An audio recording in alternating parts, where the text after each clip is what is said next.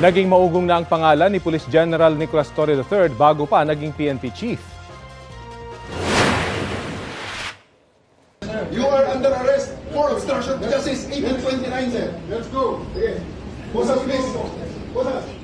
Si Torre ang nanguna sa operasyon ng Criminal Investigation and Detection Group o CIDG nang arestuhin nitong Marso si dating Pangulong Rodrigo Duterte sa Villamor Air Base bago siya madala sa The Hague, Netherlands para humarap sa International Criminal Court. Siya rin ang nanguna sa pag-aresto kay Kingdom of Jesus Christ leader Pastor Apollo Kibuloy noong nakarang taon na ilang linggong nagtagal. Direktor pa siya noon ng Davao Police Regional Office. Ayon sa Malacanang, ang dalawang malalaking misyong ito kabilang daw sa mga naging dahilan sa pagpili kay Torre bilang bagong hepe ng Philippine National Police.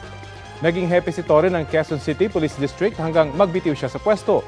Kaugnayan sa kontrobersiya na pinaboran umano niya ang road rage suspect at dating pulis na si Wilfredo Gonzales. Si Torre ang unang graduate ng Philippine National Police Academy o PNPA na hahawak sa pinakamataas na pwesto sa pulisya.